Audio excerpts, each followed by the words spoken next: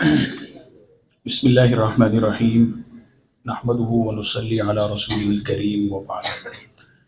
استاد گرامی کی گفتگو کے بعد میرا کچھ کہنا یہاں ویسے حق تو نہیں بنتا، لیکن الامر فوق الادب کے تحت ایک اسی سیکوینس کے اندر اس ریشم کے اس بہت بڑے قالین کے اندر ایک تھوڑا سا اپنا ٹنکا بھی لگانا چاہتا ہوں۔ مولانا روم رحمۃ اللہ علیہ نے ایک حکایت لکھی ہے، وہ مختصر اور جلدی جلدی سنا کے اس کے کچھ نتائج آپ کے سامنے ذکر کرنا چاہ رہا ہوں۔ مولانا روم رحمۃ اللہ علیہ کو اللہ نے بڑی ایک صلاحیت عطا فرمائی ہے، اور آپ اگر مثنوی کو پڑھیں تو بہت ساری مشکلوں کو انہوں نے واقعات کے ذریعے سے سلجھایا ہے، اور واقعات سے کسی بات کو سمجھنا یہ زیادہ آسان ہوتا ہے بنسبت تھیوریکل کسی چیز کو پریکٹیکل کے علاوہ کسی الفاظ کے اندر بیان کر دیا جائے تو وہ سمجھنا ذرا مشکل ہوتا ہے، اور یہ اسلوب قرآن میں اللہ نے بھی اختیار فرمایا ہے۔ قوموں کے حالات، قوموں کے واقعات، تو انہوں نے لکھا کہ جنگل میں کتوں کا اجلاس ہوا، کتوں کا، کہ ہمارا نام کتا ہے اور ہم تو بڑے باصلاحیت، اور آپ لوگ جانتے ہیں کہ کتا وفادار جانور ہے، لیکن ہماری زبان میں بھی، عربی میں بھی، فارسی میں بھی کتے کو بطور گالی کے بھی استعمال کیا جاتا ہے۔ کہا کہ ہم اتنے وفادار ہیں، ہمارے اندر اتنی صفات ہیں، تو ہمارا نام چینج ہونا چاہیے۔ تو انہوں نے اپنے کچھ افراد منتخب کیے اور وہ شیر کے پاس گئے اور شیر سے کہا کہ ہمارا نام چینج ہونا چاہیے، دیکھیں ہم اتنی صفات والے ہیں۔ تو شیر نے ان سے کہا کہ ٹھیک ہے، ہم آپ کی بات کو مان لیتے ہیں، لیکن نام تبدیل کروانے کے لیے تمہیں ایک امتحان سے گزرنا پڑے گا۔ اگر تم نے وہ امتحان پاس کر لیا تو تمہارا نام جو تم چاہو گے رکھ دیں گے۔ تو انہوں نے کہا جی کون سا امتحان ہے؟ امتحان کیا ہے؟ کہا امتحان یہ ہے، کتے کی کمزوری ہے گوشت۔ ہاں، کہا کہ امتحان یہ ہے کہ صبح سویرے ہم آپ میں سے کوئی فرد کریں، ہم اس کو قلعے کے ساتھ باندھ دیں گے اور اس کے سامنے بھنا ہوا گوشت کا ایک ٹکڑا بھی ڈال دیں گے، اور اس نے سارے دن روزے کے ساتھ گزارنا ہے، اور سامنے اس کا گوشت پڑا ہوگا۔ اگر سورج ڈھل گیا اور اس نے وہ گوشت نہ کھایا تو ہم گویا کہ آپ امتحان میں پاس ہو گئے۔ تو کچھ لوگ بڑے جوشیلے سے ہوتے ہیں، انسانوں میں بھی ہوتے ہیں، تو وہاں بھی ایسے تھے، تو ایک کود کر آگے سے اگر اتنی قربانی دینی ہے تو میں تیار۔ تو وہ منتخب ہو گئے صبح سویرے گوشت، اور رات کو شرط یہ تھی کہ رات کو بھی اس نے کھانا پینا نہیں ہے۔ اب صبح کو جب اس کو باندھ دیا گیا اور گوشت کا ٹکڑا سامنے تھا، 2-3 گھنٹے تو کتے صاحب نے نکال لیے، اور جب اس کو بھوک لگنا شروع ہوئی تو سامنے گوشت ہے، اور پھر اس کے بعد اپنی کمیونٹی کا ایک مسئلہ بھی ہے نام تبدیل کروانے کا۔ 2-3 گھنٹے گزرنے کے بعد اب اندر سے اس کو وسوسے آنے لگے، کیڑا امتحان ہے یار، عجیب بات ہے کہ گوشت نہیں کھانا، اور گوشت نہ کھانے سے ہوگا کیا؟ ہمارا نام تبدیل ہو جائے گا۔ واہ، عجیب امتحان ہے۔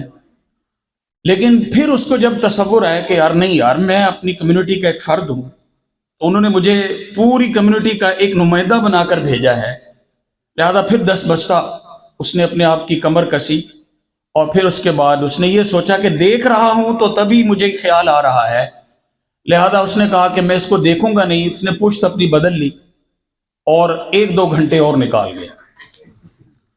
1-2 گھنٹے اور نکلے تو پھر ایک وسوسہ آیا۔ اللہ مولانا روم رحمۃ اللہ علیہ کی قبر پر کروڑوں رحمت نازل فرمائے کہ اس ایک واقعے سے ہم سب کی اندرونی لائف کو انہوں نے کھول کر رکھ دیا۔ ہاں، تو پھر اندر سے خیال یہ آیا کہ کھانا نہیں، دیکھ تو لو۔ اب یہ بار بار وسوسے آ رہے ہیں، دیکھ لو دیکھ لو دیکھ لو۔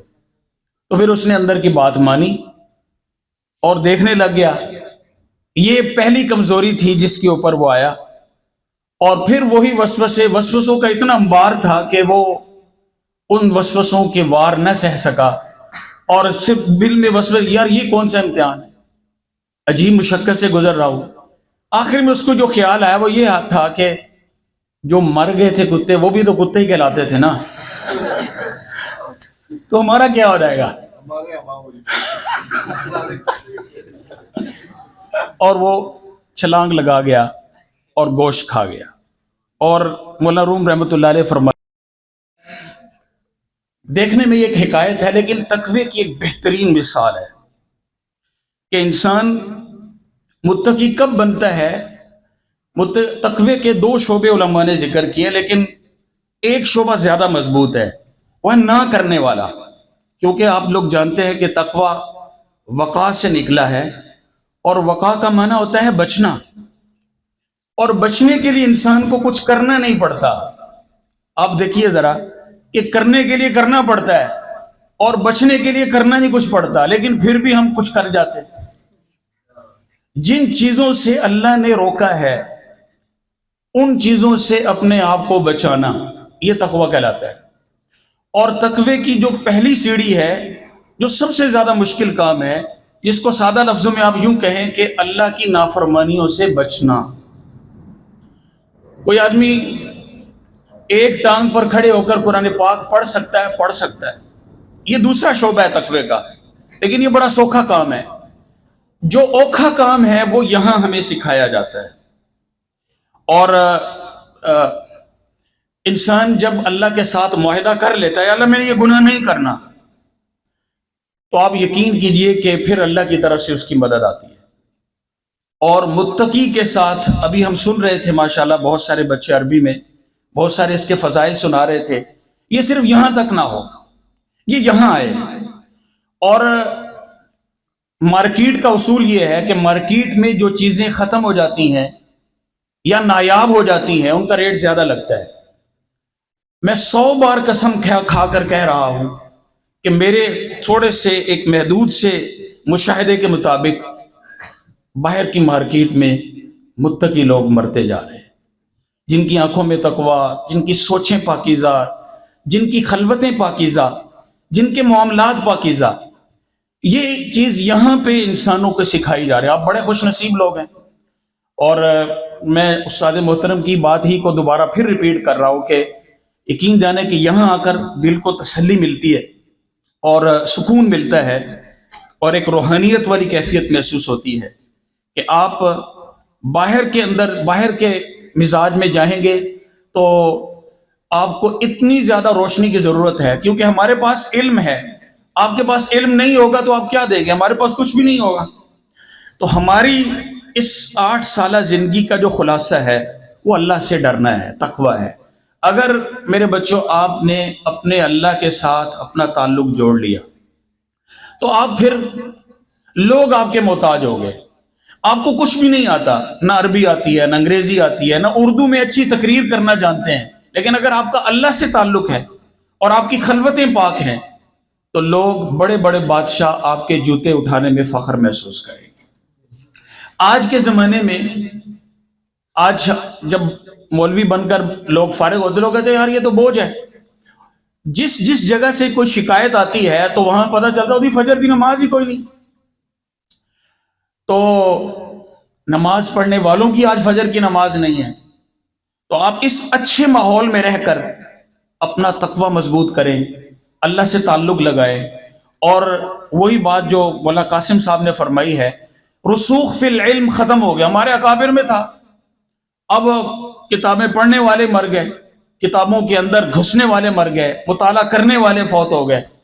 تو یہ اللہ نے آپ کو ایک پلیٹ فارم دیا ہے، اس سے آپ جہاں اپنے تقوی کو مضبوط کر سکتے ہیں وہاں پہ آپ اپنے علم کے اندر پختگی پیدا کریں، اپنے اساتذہ سے تعلق رکھیں، اور باہر کے ماحول کو تبدیل کرنے کی کوشش کریں، نہ یہ کہ باہر کے ماحول میں خود ڈھل جائیں۔ اللہ مجھے اور آپ کو اس تقوی کو سنبھالنے کی توفیق دے۔